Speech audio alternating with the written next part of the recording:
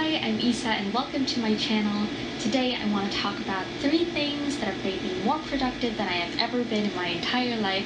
And these 3 things are good habits, minimal distractions, and actually making the time. Which before you click out of this video, because they sound too general and cliche, I will walk you through them. But first, a little backstory.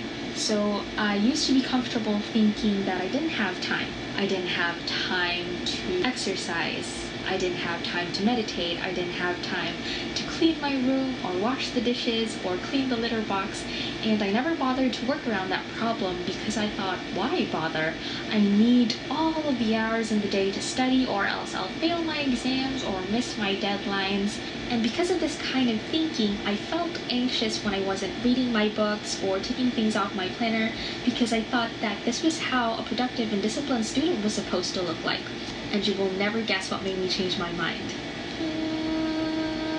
I know it sounds ridiculous because The Sims isn't exactly the type of thing you would think would change your perspective on productivity, but as I watched my sim reach level 10 cooking and level 10 fitness and afford this really cool apartment in San Myshuno as a super successful spy, I started feeling bad about myself because this character was living this really fancy life because of skills I made her develop and actions I made her do while I was behind my computer wasting the day away. So I decided I'll start living my life the way I'm making my sim live hers.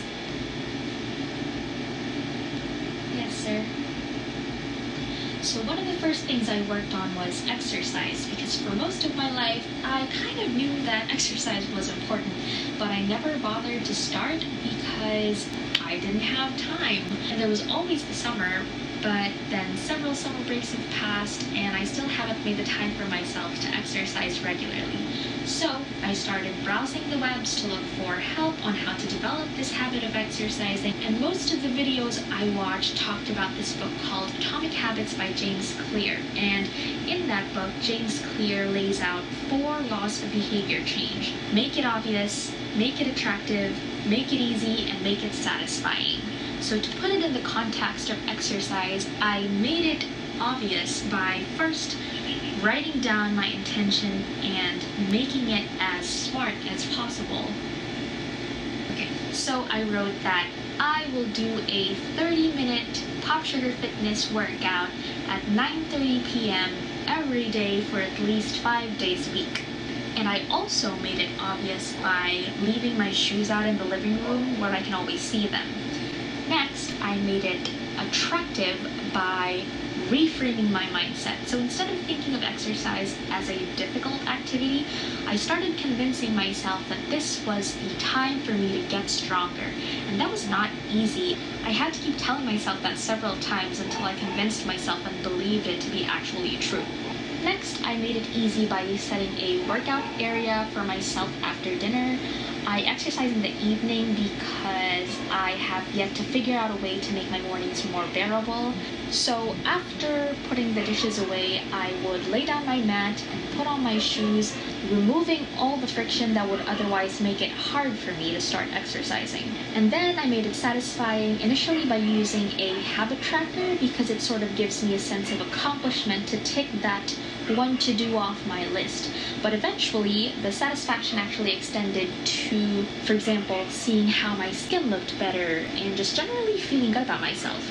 After I made exercising almost automatic, I decided, okay, I want to do more. So I looked back at the New Year's resolutions I made for myself at the beginning of the year, and then I started incorporating those into my daily routine. So, you know how in The Sims you get to pick aspirations and then they're sort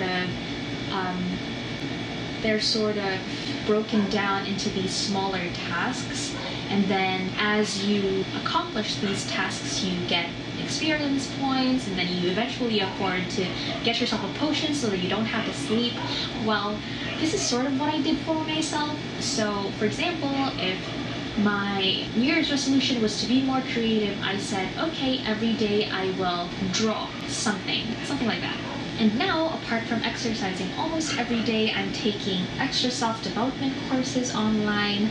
I am still studying as much, if not better and more efficiently. I feel less anxious and I generally just feel really good. The second thing I did was minimize my distractions by making it harder for me to access my social media applications. So I deleted these apps from my phone and disabled automatic logins and notifications, so the only notifications I ever get from my phone are from my alarms, which is the third and last thing that I will talk about. But going back to minimizing distractions, I'm currently reading this book called Make Time by Jake Knapp and John Zeratsky, which talks about these two things, the busy bandwagon and infinity pools.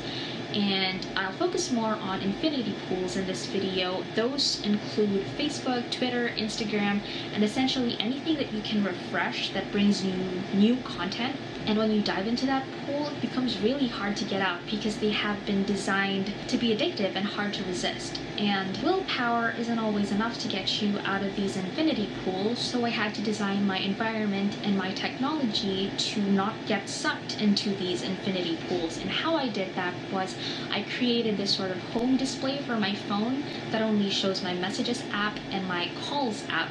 I deleted all the social media apps, and then the rest of the apps that I sort of have to keep in my phone, I moved to succeeding screens. So the only way I could access my social media would be through my browser. So in contrast to, for example, putting my shoes on to make it easier for me to exercise, I added all this friction to make it hard for me to access my social media, to avoid getting sucked into this frictionless design that make these apps distracting and addicting.